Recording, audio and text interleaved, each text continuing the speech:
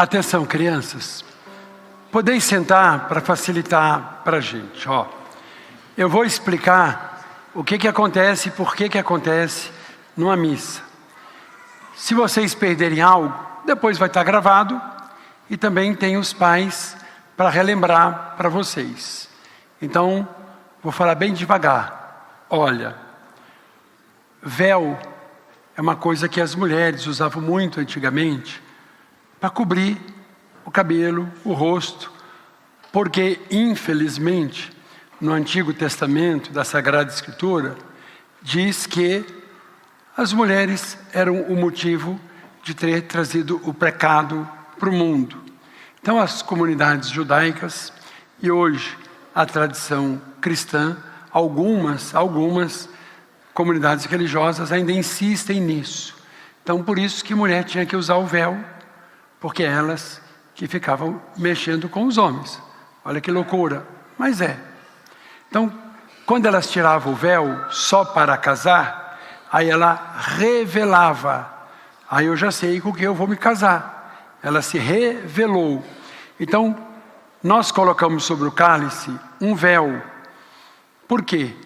Porque quando Jesus estava na cruz, e aí ele morre, tem aquele estrondo todo e fala, foi revelado, ele é o Filho de Deus. Então a gente tira o véu e dobra em 3 vezes, Pai, Filho e Espírito Santo.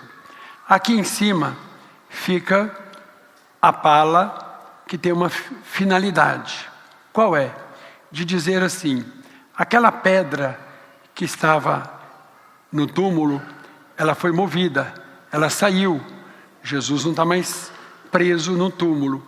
Então a gente tira como se fosse, simbolizando aquela pedra.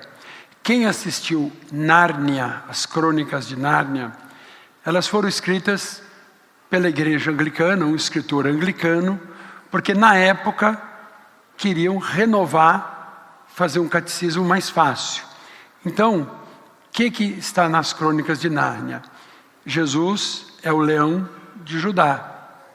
Então tem um leão. As crianças, quem assistiu às crônicas, elas não saem da casa, entram naquela porta do armário e vai para um jardim. É o jardim que Deus preparou para a gente. Um jardim maravilhoso, bacana. Lembram que quando o leão morre, ele não deita numa pedra e ele ressuscita depois? É Jesus que ressuscita. E ele fica numa pedra. Então tem uma patena para simbolizar aquela pedra. E o que fica na patena? O corpo de Jesus. Então, crianças, essa hóstia é maior, não é porque o padre é melhor não, tá? E ele é mais importante. Não é não. É porque a hóstia pequenininha, se eu levantar, quem está lá atrás não vai ver, ó. É uma encenação, né? Então a gente usa a maior, porque aí todo mundo vê. Por que a hóstia é fininha, não é igual um pão de padaria? Por que ela é fininha? Porque naquela época, você não tinha os fermentos que tem hoje. Você tinha que ir fermentando a massa, fermentando. Aí Moisés, quando foi chamar o pessoal para se libertar do cativeiro, da sofridão, do sofrimento, ele disse assim, faça bastante pão, mas não vai dar tempo não. Pão sem fermento, pão ázimo. Aí a gente utiliza, porque eu não sei o dia e a hora que Jesus vai me chamar. É para simbolizar isso. Então, por isso que a hóstia é feita assim, ela não tem fermento. E a gente deixa aqui na patena, porque é como Jesus deitado na pedra. Sobre o cálice, a gente tem também um tecido que é de linho, que depois eu vou limpar o cálice, não deixar nenhuma gota do sangue de Jesus e nem na patena. E ele também é dobrado em 3, ó, Pai, Filho e Espírito Santo. Nós temos, isso aqui chama sanguíneo. E hoje, eu descobri um tecido não tecido, que fica mais fácil, mais higiênico, não precisa ser sempre lavado, utilizou, a gente incinera e pronto, para facilitar a nossa vida. Amados, aqui no cálice era uma tradição da comunidade judaica. Então, o que Jesus falou? toda vez que vocês tomarem do vinho, lembrem de mim. Aí a gente coloca o vinho no cálice, para lembrar do sangue de nosso Senhor Jesus Cristo. Quem tem tradição protestante fala assim, é uma consubstanciação. Enquanto eu estiver celebrando, aqui é o sangue e aqui é o corpo de Jesus. Quando termina a cerimônia, não é mais, não tem problema. Pronto.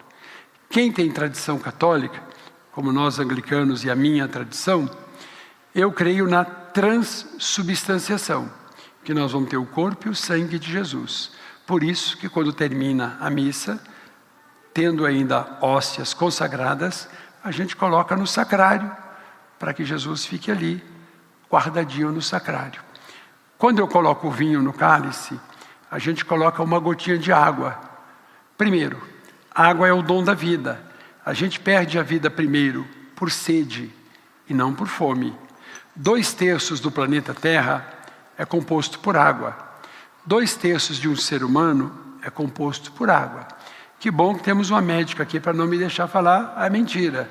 Qual é a composição de uma célula? Água. Não se vive sem água. A NASA descobriu agora 1.308 planetas parecidos com o nosso sistema. Aí a pergunta, lá tem vida? Aí os cientistas dizem, se tiver água, sim. Se não tiver água, não. Então, amados, aqui forrando o altar, nós temos um tecido que chama corporal. Ele também é de linho, ele também tem 3 dobras, Pai, Filho e Espírito Santo, onde nós colocamos todos os elementos da consagração por uma questão de respeito ao corpo e ao sangue de Jesus. Então, como é que começou a missa? Quem inventou a missa? Quem criou a missa? Jesus. Foi na Quinta-feira Santa. Foi assim, Jesus reunido com os apóstolos, ele colocou o pão e o vinho e disse para a gente, sempre que vocês estiverem reunidos, lembrem de mim e façam isso. Então, Senhor, nós aqui reunidos, na primeira comunhão destas crianças, lhe pedimos que o Teu Espírito Santo seja sobre este pão e este vinho, para que tenhamos aqui o corpo e o sangue de Jesus Cristo, nosso Senhor.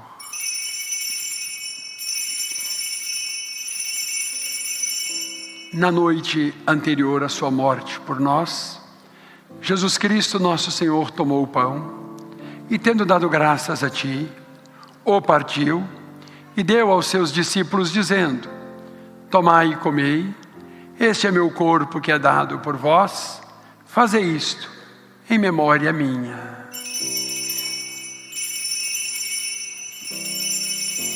Por que toda vez os ministros da Eucaristia e o padre se ajoelha? É para dizer, aqui está o corpo de Cristo e eu me dobro diante dele. Aí a gente se ajoelha. Terminada a ceia, Jesus tomou o cálice e, tendo dado graças, lhe entregou dizendo, bebei todos deste, porque este é meu sangue da nova aliança, que é derramado por vós e por muitos, para a remissão dos pecados. Fazei isto, quantas vezes o beberdes, em memória minha. O pão vai converter-se na carne de Jesus, e o vinho será o sangue que derramou na cruz. E o vinho será o sangue que derramou na cruz.